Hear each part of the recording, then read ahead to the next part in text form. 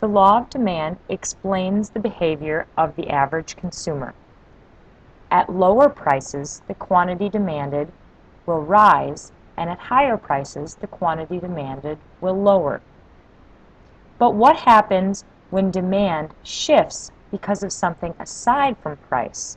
For example, if you've seen Monsters, Inc. and Monsters University, the Monsters went to a 4-year college to learn a specialized in-demand skill, which was how to scare, to get screams, but 10 years later, they no longer needed those skills. That represents a change in demand from the buyers. The buyers in that case would be Monsters Incorporated. This video will discuss the changes in demand. Changes in demand are changes that occur at every price level, not just one, and they are called demand shifters. In the last video, we briefly discussed how change in demand occurs when price changes. This video discusses changes aside from price that affect demand shifts. What is a change in demand? A change in demand is any change that alters the quantity demanded at every price. Please note, as I said in the last slide, a change in price only causes movement along the curve, but not a new curve. We'll see an example in just a moment. Furthermore, a change in demand is a shift in the demand curve, either to the left or to the right. Here's something that most of us are familiar with: ice cream cones. The price of an ice cream cone, obviously it starts at 0. As it goes up, the quantity demanded would naturally go down. Remember, demand is an inverse relationship. As price goes up, quantity goes down. As price goes down, quantity goes up. So this is the line that represents the demand for ice creams. It is an inverse relationship. As the price goes down, as we can see here, the quantity demanded goes up. Now, if just the price changes, we see already on this curve the different quantities that people would demand. What happens when something aside from price changes? When something aside from price changes that increases demand, we see a brand new line shifting to the right. An increase in demand is represented by a brand new demand curve line to the right. We represent that with D1. An example of an increase in demand could be that Dairy Queen offered buy one, get one free on every single product. So demand for ice cream cones would naturally go up. Now let's say, for example, people find out that the dairy that Dairy Queen is using is somehow contaminated. The demand at every price level, no matter how cheap ice cream cones would get, would go down, which is represented by a shift to the left, a brand new curve that we would label D2. There will be a few more examples here coming up. Demand shifters. Things that shift demand can be broken down into 5 different categories. Those 5 different categories spell the handy little acronym TIRES. Those 5 categories are as follows. The T is taste and preferences of consumers. So when the taste and preferences of consumers changes, so does demand. It shifts. An entire new curve is drawn. When income of consumers changes, the demand for product at every price level changes as well. When related goods, such as substitutes and complements, when those prices change, the demand for the product will change as well. When people expect future prices to be higher or lower, the demand at all price levels can change, either up or down. And finally, when the size of population or the size of the market changes, demand can change as well. Examples are to follow. Taste and preferences of consumers. As people's tastes change in favor of a good, or an effective advertising campaign has been waged, demand increases. It shifts to the right. So this is our original demand line, which represented the demand for a certain product or service, but people's tastes change in favor of a good at every price level, regardless if the price level is way up here or the price level is way down here. the quantity demanded increases. Quantity demanded at the highest price level is relatively small here, whereas now, if the tastes change in favor of the good, the quantity demanded at the highest price level has now moved also to the right. As people's tastes change against a good or the good loses popularity, the demand decreases or shifts to the left. Here is an example. Michael Jordan. Michael Jordan was a very famous basketball player in the 80s and 90s. Some of you are still familiar with his Air Jordans. When he began endorsing products such as Nike and Gatorade, demand for Nike and Gatorade increased, regardless if you bought the really expensive Air Jordans or the old lady walking shoes that Nike made. Demand for Nike went up at all price levels. So we saw a shift to the right in the demand curve. Another example, when people realized they looked ridiculous in Zubaz, that's these striped pants here that have been recently making a comeback, the demand curve at every price level shifted to the left, or an entire new demand curve was drawn. Income of consumers. As income increases, consumer demand for goods and services increases. It shifts to the right. As income decreases, consumer demand for goods and services decreases or shifts to the left. Here is an example. When Bill got laid off from his job, his demand for gourmet steak dinners decreased. As Bill had less money, perhaps instead of going out for gourmet steak dinners, Bill just got the Hungry Man dinners out of the frozen section at the grocery store aisle, which shows that when income decreases, consumer demand for goods and services decreases, or it shifts to the left. So we would see, regardless of how cheap or expensive gourmet steak dinners were, Bill would see a decline in his demand for those products. Within income, we see the difference between what's called normal goods and inferior goods. Normal goods are goods for which demand increases when income increases and falls.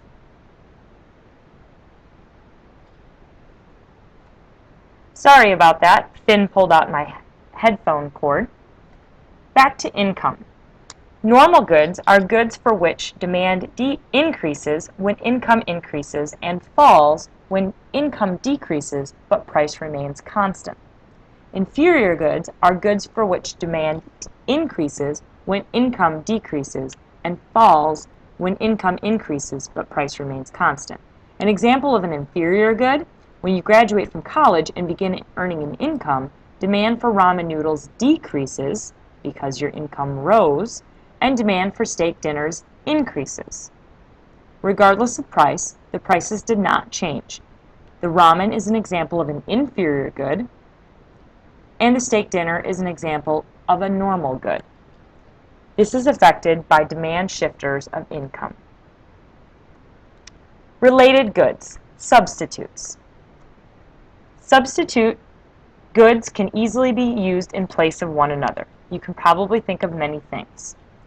If two goods are substitutes, when the price of good A increases, demand for good B increases, shifts to the right. If two goods are substitutes, when the price of a good A decreases, demand for good B decreases or shifts to the left. Here is an example of substitutes. Demand for Starbucks changes when Caribou alters its prices.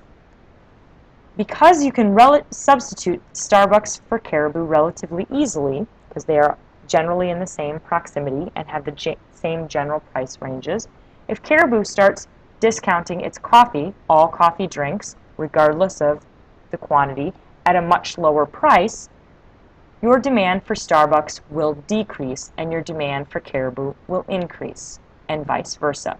You can substitute one product for the other. Related goods, complements. Complementary goods are used with each other. If two goods are complements, when the price of good A increases, demand for good B decreases or shifts to the left. Good example here is peanut butter and jelly. Usually you buy those together. If good A is peanut butter and the price increases, demand for good B, which is jelly, decreases or shifts to the left. Regardless if it's the cheap jelly or the fancy jelly at the high price, the demand decreases because they complement one another. On the opposite side, if two goods are complements, when the price of good A decreases, if peanut butter gets cheaper, demand for good B increases or shifts to the right, as more people would want to buy jelly, regardless of price, with their cheaper peanut butter. Here's another example. Demand for ketchup changes when hamburger prices fluctuate. If hamburger gets cheaper, demand for ketchup goes up because more people want to buy ketchup with their cheaper hamburger. When hamburger gets more expensive, people stop buying ketchup as well. These are examples of related goods, substitutes, and specifically complements in this example. Substitute or complementary. Take a minute to write these down in your notes. Cars and tires, corns and beans, DVD players and DVDs, natural gas and electricity, cereal and milk, toast and jam. Now decide whether those goods are substitutes or complements by putting an S or a C next to them. Pause the video so you can take a minute to do that exercise. Now you can check your work. Sorry, I left one off. Sweatshirts and sweaters are another example of substitutes or complements. Which one is it? Here are the answers. Cars and tires are complements. They complement one another. You can't substitute them out. Corn and beans are known as substitutes. They do relatively the same thing by providing calories. DVD players and DVDs are complements because you need both of them. Natural gas and electricity are also known as substitutes. You can change one out for the other. Cereal and milk are complementary. You typically use one with the other. Toast and jam are also complementary, whereas sweatshirts and sweaters are substitutes. If the price of sweatshirts goes way up, more people will demand sweaters, and vice versa. Expectations of future price changes. If a consumer expects the price of a good to rise in the future, immediate demand increases or shifts to the right. Regardless of the price level, demand for that product will increase. If the consumer expects the price of a good or service to decrease in the future, immediate demand decreases. If you know something will go on sale in a week, as long as you don't need it immediately, at every price level, you will wait to purchase that product. Here are a few examples. Demand for gas changes throughout the year, the holiday seasons, summer, winter, etc. Another example is hurricanes. Consumers expect that the price of supplies will rise after the hurricane because they'll be in short supply, so they stock up. That's an example of expectations of future price changes, which can cause the demand curve for a good or service to shift to the left or to the right, creating a whole new line. Lastly, the size of population or the market. As the number of consumers in a given market increases, demand increases as well. As the number of consumers in a given market decreases, demand decreases with it. Here is a great example, which we all see on the news frequently. Not the Girl Scouts example, stick with me, but the Detroit example. As jobs disappear, the amount of houses demanded in Detroit decreases with that. So regardless of the price level of houses in Detroit, some very nice houses are selling for as little as $10,000. The amount demanded has decreased or shifted entirely to the left.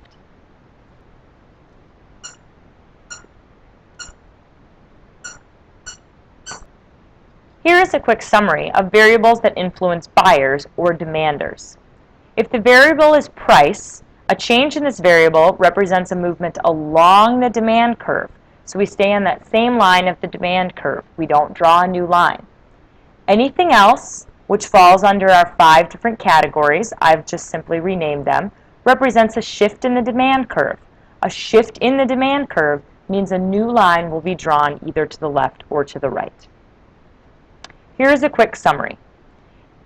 These are my changes represented in the tires, which leads to a shift in the demand curve.